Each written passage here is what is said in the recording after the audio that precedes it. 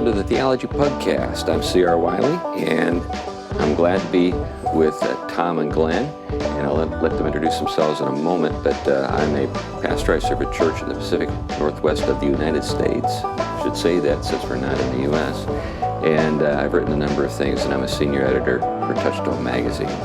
Tom? I'm Tom Price. I teach theology and Christian ethics, and I'm at a place that once upon a time is familiar to me. All right, Glenn. And I'm Glenn Sunshine, Senior Fellow at the Colson Center for Christian Worldview, a historian who almost did my dissertation on history of printing, and I am trying not to drool right now. And anybody who's listened knows the rest of the drill, so I'll leave it there. Okay, great. So we're at the Bodleian Library in Oxford, and we are in the Duke Humfrey's section of the library, and this is where the old books are kept, and so we are surrounded by volumes that if we touch, the alarms go off. But if you are just listening and don't see what we're looking at right now, we encourage you to go to YouTube, to our channel, to check out what we're looking at, because we're not going to be able to describe it all verbally. Right. You need to get a sense of it. So we've walked in to this section of the library, and we look up, we see a marvelous coffered ceiling that appears to be all hand-painted and with just a lot of great old timber. And we've got books that all look leather-bound around us. And what we're going to do is we're just going to take a little walk and comment on things. I'm going to rely a lot on Tom and Glenn. I always do, but in this show, because obviously Tom's been here before, this is one of his alma maters, and then Glenn, because he's an historian. And there'll be some things I'm sure that I can add in the way of color commentary. All right, so let's take a little walk around. All right.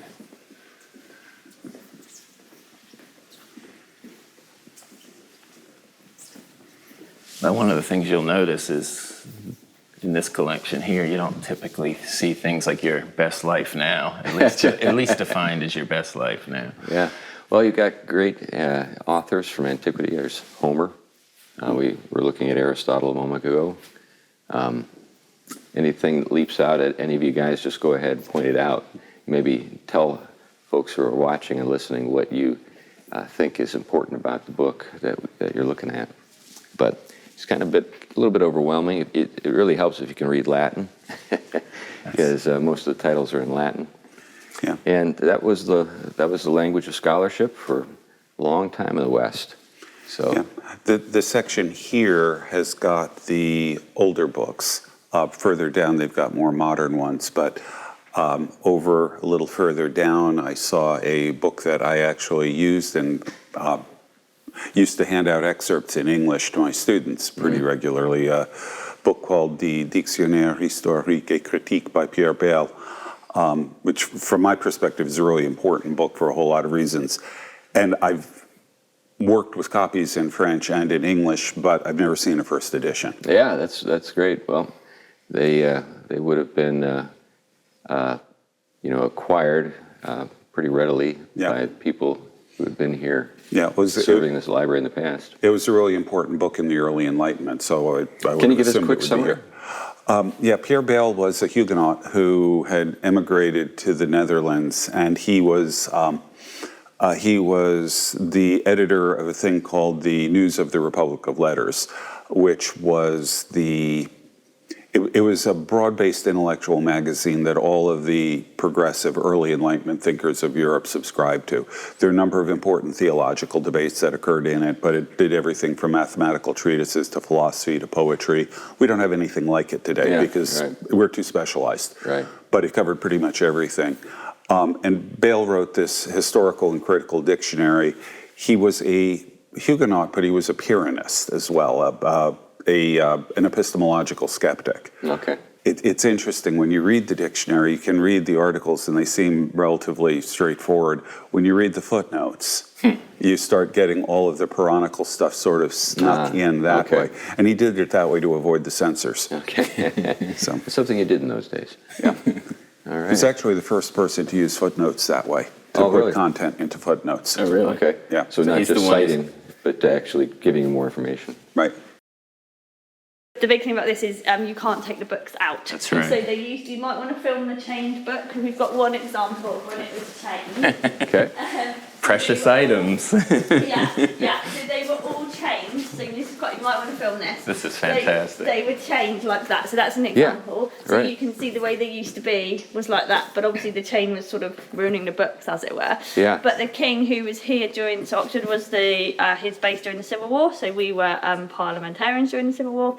And but he still wasn't allowed to take books out. Nobody was allowed to take books out from the library. Not even the king. Not even the king. So he had his own little, I think they did a little like study room for him. Yeah, so you might want to film that. That helps you. Thank you. That's very helpful. Yes, thank you. Yeah. Well, the idea that books are precious and need to be chained is something that is worth remembering for a couple of reasons. One, obviously, is we don't do that since books are ubiquitous today. But the other thing to note is I think there's been kind of a devaluation in our regard for books, mainly because of so many other things that are going on in our... Speak volumes of value. Yeah, volumes. Volumes are good. A little play there. Yeah. That's right. Yeah, it sort of reminds me, in France, the library schools teach the librarians that their primary job is to protect the collection. Mm-hmm. It is not to make it accessible to people. Okay. Which is one reason why French libraries are really hard to work with. That's right. Don't touch that book. Your history of England. Now, in a collection like this, you really have to think about protecting. Oh, sure. Well, and then, even with the devaluation of books, generally speaking, but this is I guess maybe we're returning to a world that's pre-literate, or illiterate, but pre-literate. In other words, when this was established, literacy wasn't something that you assumed, right, to be the case with when you came into contact with somebody. You might have just kind of, when you were encountering somebody, tried to size them up. You might try to size them up to see, well, is this person then someone who's educated or not? Works of Geoffrey Chaucer. Okay. Macrobius. Cicero. One of the things that strikes me is the size of the volumes, not just in terms of how thick they are and how much there must be in them, but just the physical size of the book. That's determined by how paper was made. Okay. Paper was the way you make paper is you would take cloth and you'd basically put it in what's called a paper mill. It would be put in water with chemicals in it, and then it would be beaten until all the fibers separate. Then you'd take a screen and you'd put it in the water and lift it up and shake out the water.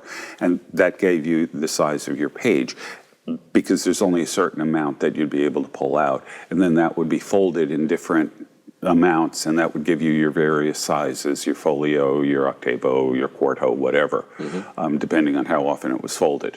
And you'll notice that although you've got different sizes of books, they're relatively consistent within the sizes. You've got, if you look, all right, so here you've got some that are high, but then it drops, but then all these over here are about the same size. Right. It has to do with the technology of paper making.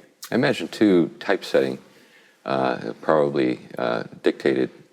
In other words, it's the paper. It's not the typesetting. Well, I'm just thinking in terms of a typesetter, how many font sizes a typesetter might have might dictate something to do with maybe. So at the top shelf there we see. Okay. Yeah. Now the way that works is the most expensive thing that goes into making a book is the paper in this period. Okay. It's actually. You amortize the print, you amortize the types itself, you amortize the press and all of that, and at the end of the day, the paper is the thing that's the most expensive. So what you want to try to do is make the smallest book you can that the reader will be able to read. So a lot of them are going to be really pretty fine type. But for other ones, for more luxury volumes or things like that, you'll use a larger typeface. But Interestingly enough, the second most expensive thing in making a book is sheepskin. Yeah.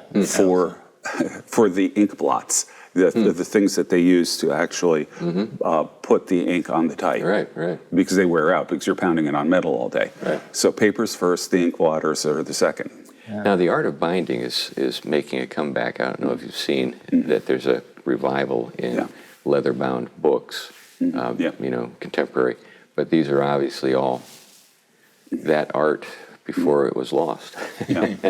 I used to work in a book bindery, too. Oh, did you? Actually. Okay. Well, let's go ahead and take a walk through this next section. Now, this is now a reading room, which... Yeah. Now, again, we have the coffered ceiling, and the timber framing is fun to think about. So, if my memory serves me, this kind of scale, when it came to timber framing, was challenging just from the sourcing standpoint. One of the things that drove interest in getting to the Americas was the resources that had kind of run thin in this part of the world.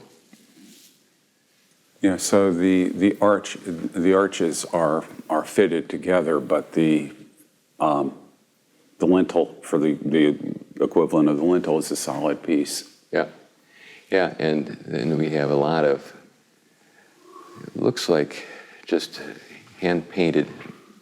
Yeah, that's your Oxford emblem. Yeah, but it's not tooled. It's, in other words, we're not talking about carving. Yeah. It's Lord illuminate. So Still has the appeal to divine illumination in the emblem. Yeah, and it's repeated, so each one is the same. It's not as though each is different. And here this is where you come. You basically, the way I remember the process is you order your books. It can take some time. It can take a day or two. You have them for a certain amount of time shelved at the front. So you bring your bag in, they check it, make sure you don't have books. You go retrieve your books, and then you come and sit down in a place like this. And if you're a good student, you work until the library closes. But you do have a break for at least lunch or the pub every now and then. But these are the little... Now, when you turn the books back in, I can't imagine that they're not checking them to make sure you haven't defaced it or harmed it in some way. Yeah, I'm sure they kind of keep a tab that you're not writing in them and putting your notes inside of them. Yeah. And now we are being observed by noble-looking people from the past on either side. Now the one with the skull is the interesting. This is a great setting for like a really creepy movie sort of scene, where maybe the figures in the paintings are actually watching you.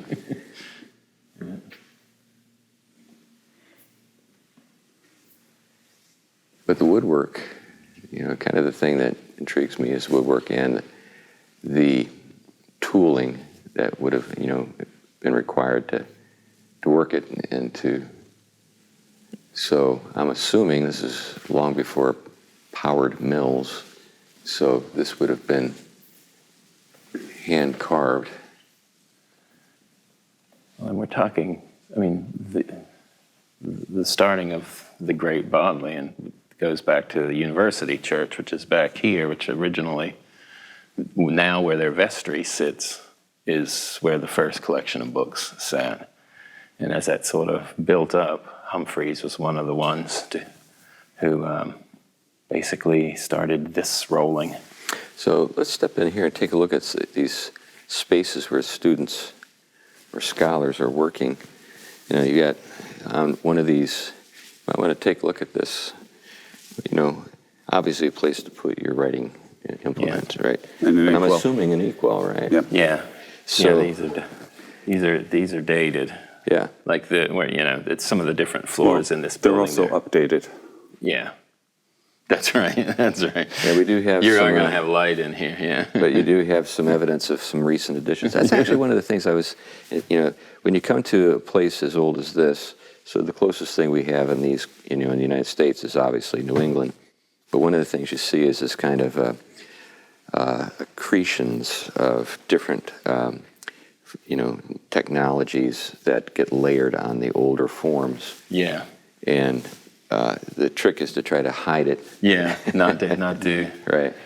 These desks obviously are, they have some date to them. It's a couple floors down, they were more contemporary, modern desks. And So let's think about lighting. So, here we have a lot of indirect lighting. We've got some, and this is all electric, but this obviously is a place that was established before electricity was available. So I'm assuming we'd be talking about what kind of lighting, lamps of various types, candles.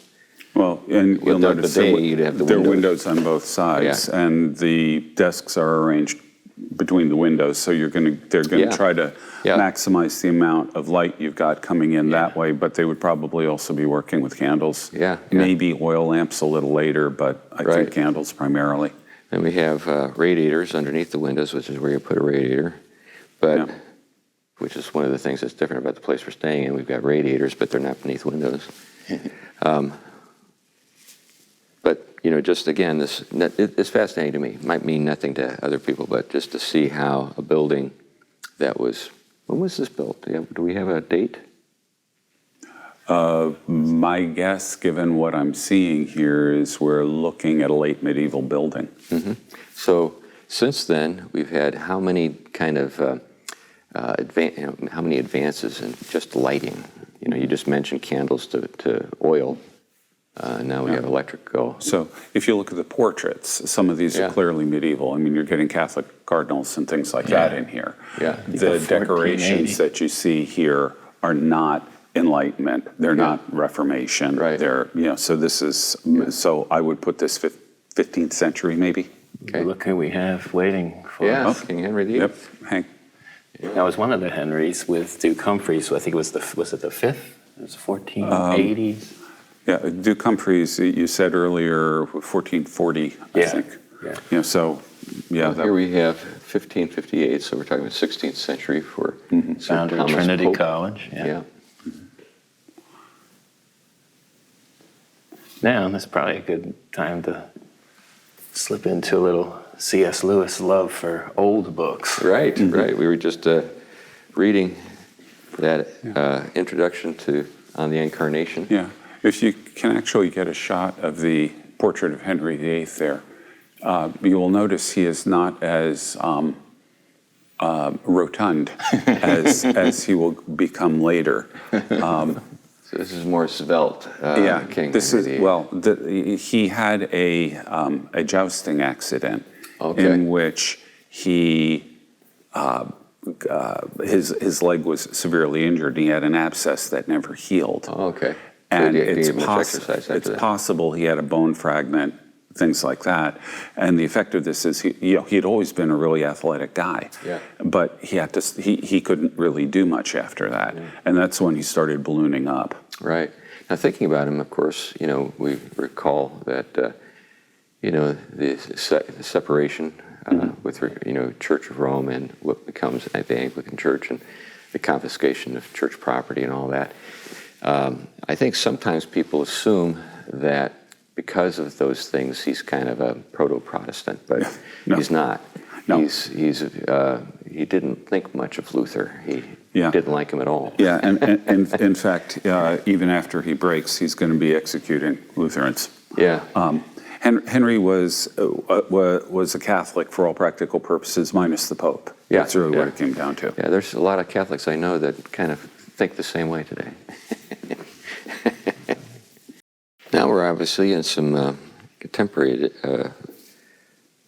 editions. Look at that. Gloucestershire, Devon. This is sort of English locations. All the shires. We've got almanacs over here, going back quite a way. But you can, always think for study purposes, I find atmospheres like this just conducive to learning. You have books breathing all around you, calling out. Well, that's when we walked in, I said it smells like old books. Yeah. Now, either you like that smell or you don't. I like it. Yeah. I don't know. Have you ever run across a person that didn't like the smell of old books? I had a friend who was a doctoral student in medieval history. He didn't like the smell of old books. Well, yeah, no. She and we were trained to be archival historians. We go in and crawl through places like this, okay? And she was allergic to dust. Oh, that'll do That's it. a problem. Yeah. That's a problem. Sometimes they can get a little mold. Now, this pretty strikes me remarkable. as the new edition.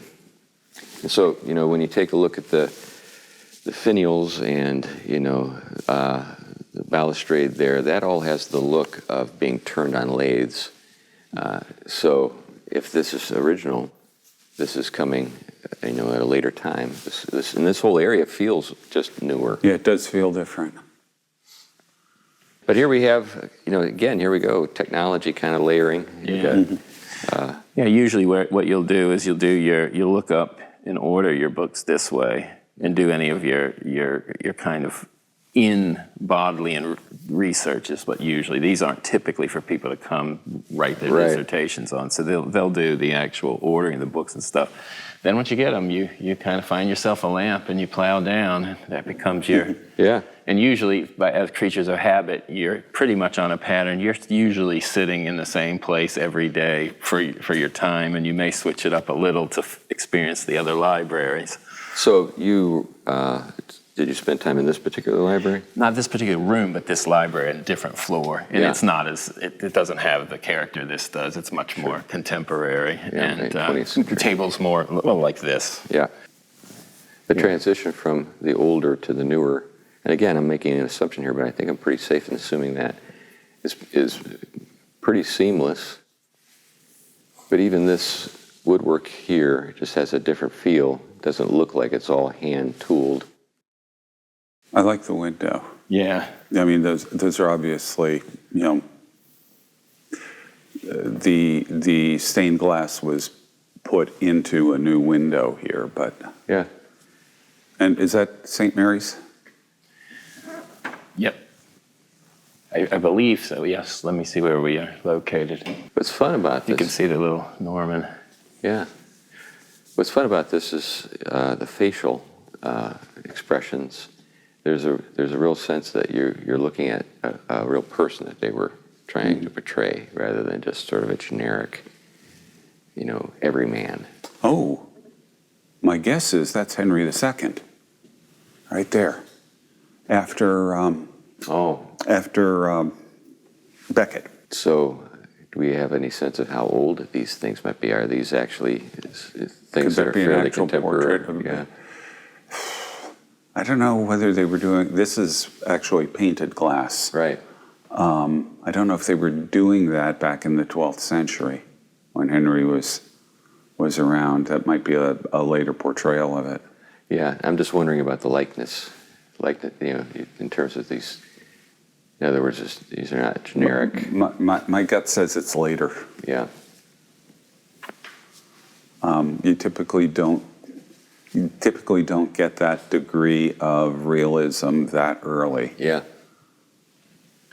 In sculpture, you get it 60, 80 years later, you're starting to get it in sculpture, but I don't know about painting, especially on interesting thing glass. to talk about a little bit when it comes to representation. So when we look at, say, busts from the classical, Roman world, they were clearly portraying, a real face, a person's face, not just simply a representation or an idealization of somebody.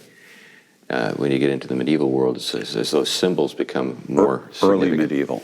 Early medieval. Okay. Yeah, the aesthetic, and the key thing to understand is the aesthetic changes. Yeah. The desire isn't to do that exactly. When you're beginning to get into the 13th century, 1200s, you're seeing a clear move in the direction of realism. And then the Italians pick it up later. We always associate it with the Renaissance, but they're doing it in Germany and even France before then. Interesting. Yeah, it is true. We associate it with is it because the Italians that we remember are so accomplished? And It's because they get better press. That's right. They wanted, starting in the 18th century, but especially in the 19th century, they wanted to portray the medieval world as backward and ignorant and all of that, and the Renaissance is beginning of the modern world. That's weird. Right. But they're ignoring the fact that realistic art is a characteristic of all late Gothic art everywhere. That's good to note. So as we're looking at the contents of the shelves, obviously more contemporary in terms of the books that are shelved, and that we're looking at now books that are printed in English. So we can actually, if you don't need to know Latin anymore in this part of the library.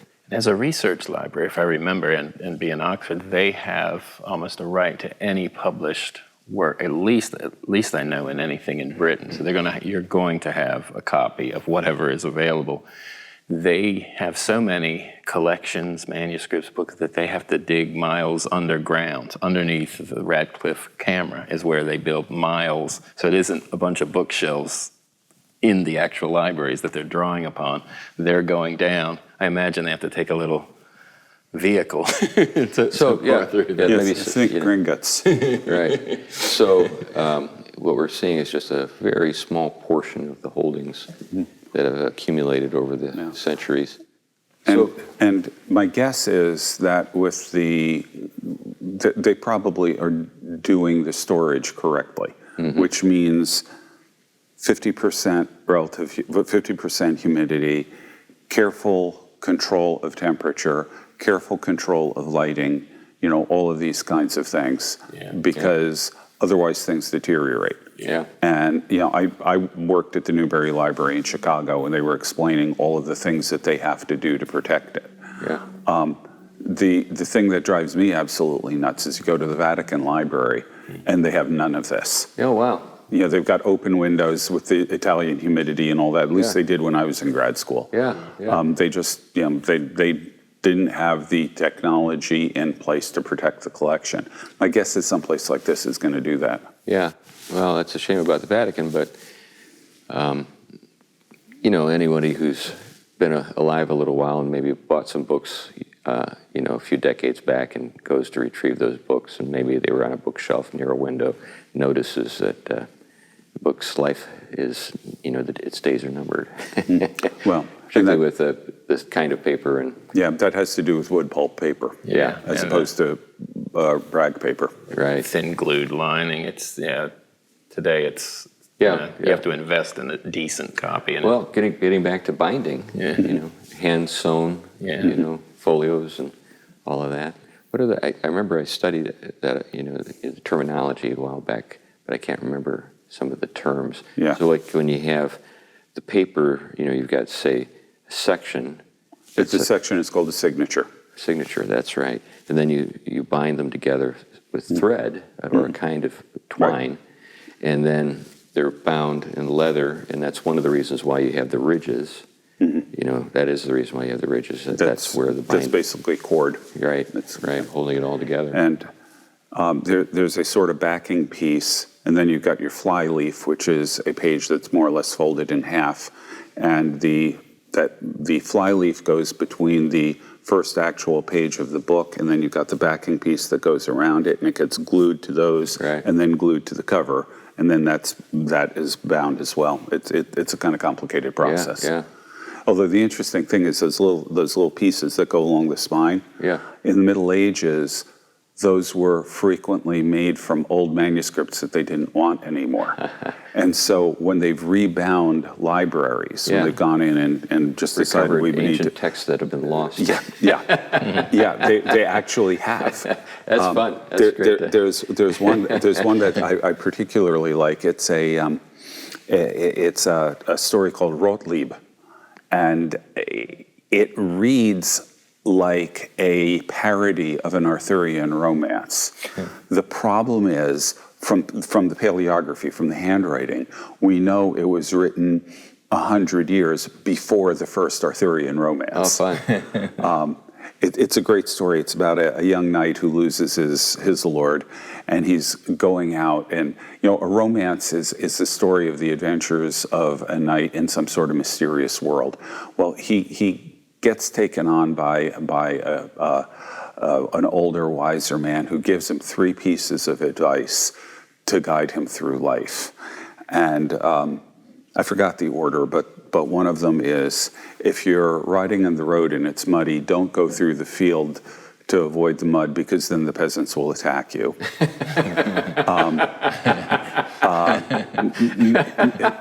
Never trust a redhead. And don't take shelter in a house with an old man and a young wife.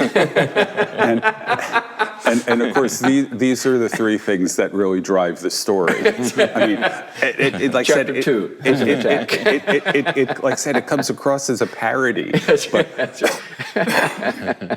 But on the other hand, when you read this, you sort of understand why the monks decided we won't really need this and carved it up and used it to bind books. No one will care about this.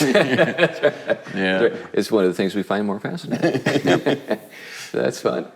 Yeah. Now, one of the things, again, holding on to these great collections, and you see those huge volumes and the content, you're dealing with, in many of those cases, there's a lot of history over there, but original writings, and again, figures who were educated in a way that was very comprehensive. Mm-hmm. When they write a book, they've engaged the whole vision of thinking, epistemology, thinking, what we know. And yeah, that's what Glenn was getting at earlier. Yeah, yeah, and then they have, you had whole volumes of metaphysics. No one writes a metaphysics this big anymore. They're usually this big or this big. Well, and then the guy who writes the metaphysics will then write a book on something else that's equally large, and then something else that's equally large. Right. And becomes, and the content is such that it lasts. It isn't, not just because it's a big book and no one's reading it, but because the substance of it is that engaging and necessary for people to continue thinking about it once that's been contributed to the field of knowing. And so it becomes sort of a standard. I mean, today, think of how many people are still studying Aristotle's metaphysics. Oh, sure. Yeah. Go ahead, Glenn. Yeah. Now, you do run into the occasional guy out there that will write something that is preserved, and then some decades, or some cases centuries later, they've written theology, and people suddenly realize, wait a minute, what this guy's saying in here is heresy. Nobody's really understood this. Erigena would be an example of that. Cusa. Yeah. I mean, there are a couple of them, but related, but unrelated, I guess. It just kind of the infrastructure socially and institutionally to make something like this happen. So when we hear people denigrate the Middle Ages, I think sometimes they fail to understand, or they fail to appreciate that they live in a world that's supported by a series of institutions that are practically invisible to them. They just more or less assume that everybody had the same kind of environment to work in. Just the simple thing, of acquiring some paper, as you noted, that would be a significant expense, and then reproducing it. So there are those challenges. But then the archiving, which is what we're looking at here, and then just the larger sort of social support, because this all takes resources, money has to be invested. Well, consider the Middle Ages prior to printing. Mm-hmm. Okay, so prior to 1450, and even for quite a while after 1450. The only way you preserve knowledge or extend knowledge is you can support a bunch of mostly monks sitting around copying manuscripts by hand. Yeah. It's the only way you can do it. Yeah. And that is, for all of the people that gripe about the money going to the church and all of that, without that, all of this knowledge, all of these manuscripts, all this stuff that we know about the ancient world vanishes. Yeah. Well, a great contemporary treatment of that challenge or problem is Canticle By Leibowitz. Yeah. So it's a science fiction yarn, but it's about a post-apocalyptic world where there's been a nuclear conflict, and then there's the Order of Leibowitz, that is dedicated to preserving the knowledge of that world, which is our world. Right. And it's all the vagaries of what happened to survive. Yeah. Well, let's take a look at what's on the shelves here. Incidentally, another kind of funny story, Chris. When printing was invented, there was an Italian abbot who was talking about how wonderful this new invention was because it now enabled the monastery to accumulate all these new books that they didn't have before. And he urged his monks to copy these books so they wouldn't be lost. Oops. Yeah, there was another bookseller who, after Gutenberg printed the Bible, he bought a cartload of the Bibles to bring to Paris to the theology faculty here because he thought that these will go up, these will sell really well in Paris. He got arrested on his way in and was put on trial for witchcraft because they said there's no way anybody could have this many Bibles without using magic. Well, we've had a chance to walk around a little bit. Now we're seated and just enjoying the environment we find ourselves in. But, we've come to Oxford to think about the Inklings as well as enjoy the school. And primarily, we've been talking about C.S. Lewis during our time here. I can imagine Lewis spent time in this room. Just knowing the nature of his work, I can't imagine that he didn't come into this part of the library to do some research. So we're in a space that he obviously was familiar with, both as a student but also as a scholar here. As scholars, you noted, Tom, a minute ago, how sort of significant the atmosphere is for you when it comes to your work. Can you reflect on that a little more? Yeah, of course, any library, you're being surrounded by books, but I think especially when you're doing kind of rigorous scholarly work, there is a certain aesthetic motivation for me that is driven being around generations and being part, I think, of a traditional learning. You want to do a certain amount of research that appreciates what all of these people have done.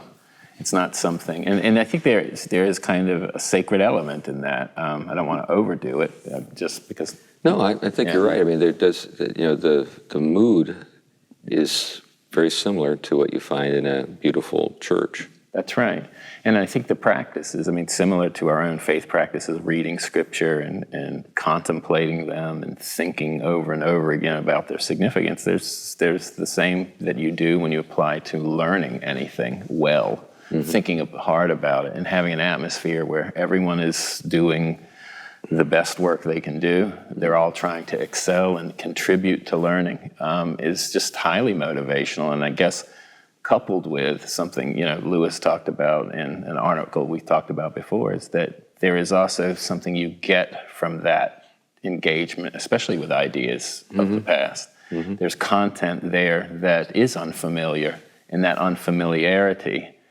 usually is a great exposer of where we sit, which is hard to see. We have blind spots, but it also can teach us something and orient us in very healthy ways.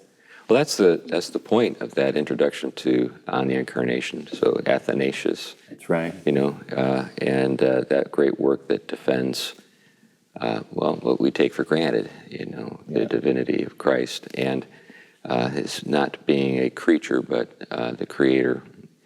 But go ahead. There are two things here that I think that are worth noting. First of all, there's something about this place. I didn't do any work here. Yeah. I worked in old libraries in Paris. There's something about the place that feels the same. Okay. Yeah. And I can't I don't know quite how to express it, but I come into a room like this and I sit down and I just feel, Yeah. okay, Right. this is my happy place, you know. But I think it's more than just the physical atmosphere. Okay. I think that there is something about place that carries with it. It's more than just the environment. You could replicate this, with fake books or something like that, and it wouldn't be the same. Right. The fact that we are dealing with a place where people have worked, where generations of scholars have worked, I think it leaves a kind of imprint on the space that you cannot duplicate artificially. It's just it changes the environment. Yeah, that's sort of what I was getting at with the sacred aspect of it, that you're participating in something that has a real legacy to it you're tied to, more than just being able to replicate or fabricate. Right. Yeah. So it's not just the fact that we're in a room full of wood. That's right. It's not just that the lighting works the way it does, but there's maybe an awareness that we have. So, or does it go beyond just an awareness? Well, Is there some kind of spiritual reality? It ties us to those people in a way. Right. I think that there's some sort of spiritual or metaphysical kind of reality to it that the place has changed. It's just like this will be a controversial statement for a lot of my Protestant friends out there, but it's just like if you go to a place, a monastery or something like that, where people have prayed for 1,000 years. It's different. They go to pilgrimages in Jerusalem. They get some kind of sense, Yeah. But then the thing that most modern people would say is it's just because of your understanding that you bring that with you to the experience. But I think what we're getting at is no, it's not just that. You have a sense that there's something more. Yeah, that's a modern reductionistic way of understanding it. I'm not sure at all that that's correct. As a matter of fact, I'm pretty sure it isn't. Right. So it's as though you're communing with the saints in a sense, but that you're communing with the scholars. Right. Maybe a different branch of the heavenly. Yeah, well, in some cases. That's right. But that brings up a point. So not all of the scholarship is something that we might give our assent to. Right. Well, the thing to remember is, I forgot the author. There's a book called All Truth is God's Truth. Yeah. And wherever we find truth, it's, we can embrace it. Mm-hmm. And unfortunately, like anything else, the search for truth is sometimes going to lead to dead ends. Mm-hmm. And I think we have to just sort of accept that methodologically, that that's going to happen. We also have the problem, of course, of the noetic effects of the fall and the desire not to come up with correct answers in some cases. But even still, there's value in the pursuit. Well, this brings up the essence of Lewis's argument in that introduction, and that is, the reason you read old books is because they got different things wrong. Yeah, that's right. And so your own errors are brought to your attention, or at least you see, okay, they thought this way, I think this way. The problem with kind of the Whig theory of history being, wherever you are, the furthest along on the timeline is the most advanced. There's this assumption. That's right. Yeah, it turns out to not be the case. Well, and also it sort of elicits a kind of contempt for people who came before you. Yeah. Which certainly is what we see all around us now. And whether something like this can last in a world that's completely given over to that is a question. The other half of it that Tom brought up is the intellectual content that's here. And that's the other vital thing for Lewis, for Tolkien, for all of these guys. And we were just talking about it a little bit before, that you have these people who produce this massive tome on metaphysics. Okay, great. But they're also producing works on all kinds of other things. Or you look at these Enlightenment figures who are writing mathematical treatises, philosophical treatises, plays, poetry, literary criticism, all the same guy doing all of this. That kind of breadth of education, we're far more specialized. We don't have that kind of breadth of education, and we don't have an anchoring in the kind of classical thought that actually makes that possible. And that's what Lewis had, that's what Tolkien had, that's what all these guys had, and that's what enabled them to do what they did. Yeah. And they took, I think, the bold step to say the vision that was motivating those classical figures is the one we should be running with. Mm-hmm. And the bold step to take the view of, eventually as they're all converted, the rich view of nature and creation that they grab a hold of and start to see all learning as an outgrowth of our sharing in that gift. Mm-hmm. And even where, like you said, it went wrong or a pagan author or something didn't have the full picture, there was still something in that gift that was worth engaging, drawing upon, because it's part of what brought us here, mm-hmm. and it's been a contributor to what we know about things. And I think one of the things that's interesting, people drawn to, say, Lewis's works, like Mere Christianity, Lewis is really just giving a representation of classical, incarnational thought of Athanasius, and he's read these people, he's digested them, and he's been able to express them in a contemporary mode, but without a loss of the rich content they supply. And that comes from being a part of that kind of rich learning and of course, the spiritual rigor tied to it. Yeah, I was just reading a little bit from Michael Ward's book on the abolition of man, and his comment concerning Lewis's approach. He notes that Lewis has got a poetic sense. Yeah. So he's a great writer because he's capable of more than just, say, technical description. Yeah. He's able to use the apt metaphor. He's able to sort of present an image. Just think men without chests. Yeah. That whole thing, it just stays with you. Encapsulates it. Yeah. Right. He is absolutely the master at that metaphor. Yeah. And there's really nobody else out there that does it as well as he does. Right. Well, let's go to the metaphysics a little bit. Go a little deeper. So, for our listeners for whom maybe the term metaphysic or metaphysics is associated with the New Age section of the Barnes and Noble that they go to.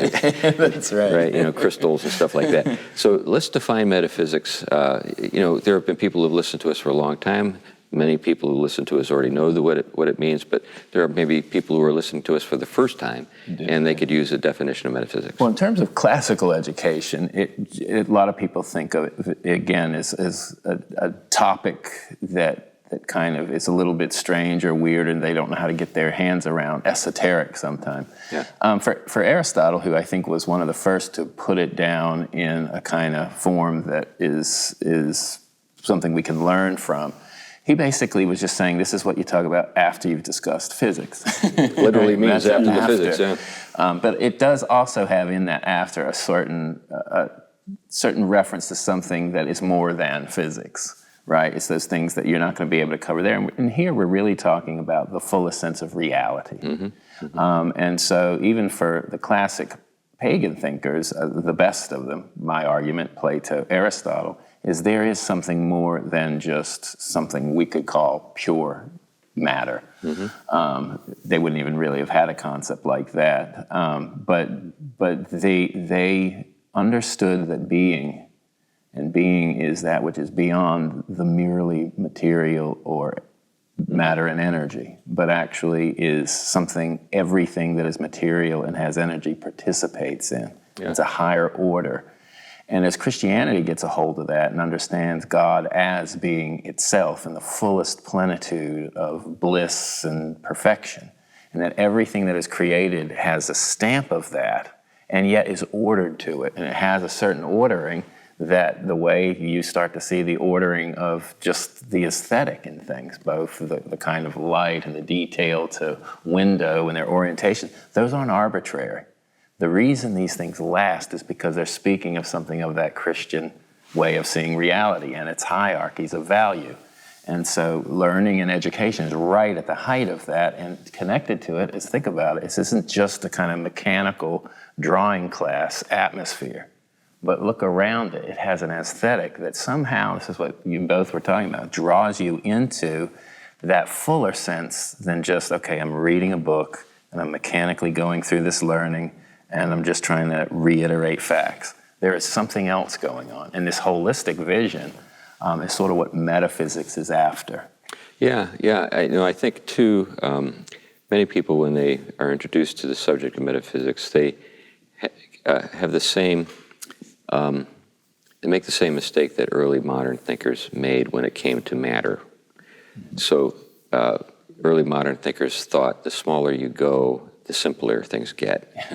And we've discovered that's not the case. In other words, they were looking for kind of the building blocks of the physical world, and they thought that if they could basically when we think about atoms and so forth. The word atom comes from Greek meaning something that's unbreakable. Right. It's the fundamental particle that you cannot break further. Yeah. We've discovered that was a... Well, anyway. What we've discovered is that the smaller you get, the weirder it gets. That's right. Really. Yeah. So, like when we think about creation out of nothing, something that people maybe in earlier ages would think is just ludicrous, but Christians insisted was the case. That's been vindicated. And I'm not just thinking about the Big Bang. I'm thinking about just quantum physics. I was looking at something here the other day addressing the subject of can something come from nothing, and the quantum physicists say, oh, sure, it happens all the time. Yeah, well, you have to be careful because what they're talking about there is a quantum vacuum, which is not the same thing as nothing. That's right. There can't be anything. I mean, nothing cannot be a little bit of something. And so for them, it's basically a certain kind of potential that gets actualized with whatever the first conditions are. And even that's some of the Big Bang language, right? They don't mean nothing. They mean infinite, infinitesimally small moment of potential that gets blasted into actualization. When Christians talk about ex nihilo, we're saying there's not even potential. There's nothing to actualize. So unless there is something, in the fullest sense of the word, there cannot be nothing or something, right? I mean, nothing would be all there is, but you cannot even have that. So when we think about metaphysics and we think about what constitutes it, we're thinking about things that prescind, time and space, things that are true but don't have a point of origin that we can look to and say that's when goodness started or something like that. That's right. Time and space are creatures. And this is why even our language, and this is something Lewis gets into with Boethius in particular, but even our language, we talk about, God doing this before the foundations of the world. That is clearly metaphorical language because there is no before except for in terms of being, not in terms of time. So for God to make a decree prior to all things is prior in being, not in time. And we have no way of this generally is the mistake that people who are uncomfortable with, divine sovereignty or providence, they are making the error of bringing God into time. Yeah, that's right. And so God has to look down the window no.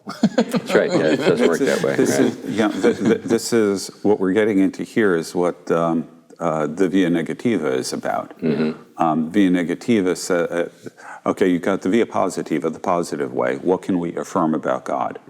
The via negativa says, all right, take all those affirmations about God and think about how they're not right. That's right. So the example I always use is the statement God exists. It's true, but there's a sense in which it's completely misleading because our entire concept of existence is contingent and it's based on the things that we experience here. And that doesn't apply to God. So it's not really accurate. Well, we enjoyed about an hour in the Bodleian in the Rare Books room. It was a marvelous experience. I think I still kind of been carrying the effect of it with me right now. Walking around thinking about the via negativa. Yeah, well, there's that. But just the sense of what we were getting at, too. There's a kind of communion of scholars, like a communion of saints.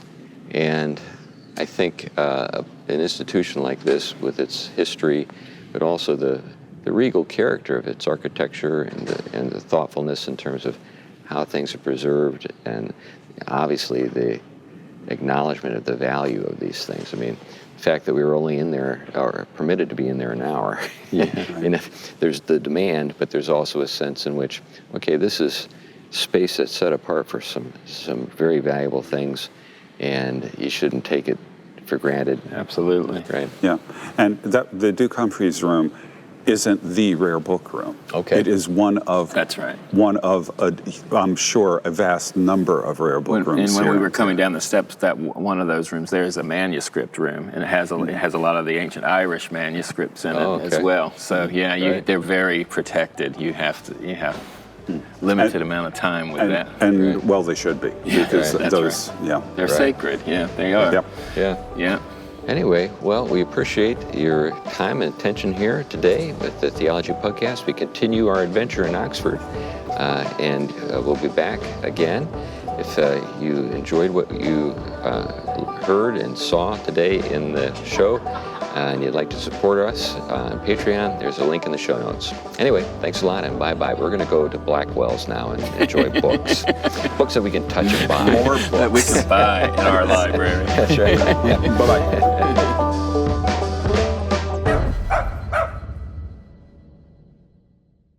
The Theology Pugcast is a ministry of Trinity Reformed Church in Huntsville, Alabama. To learn more about the church, you can visit trinityreformedkirk.com. trinityreformedkirk.com.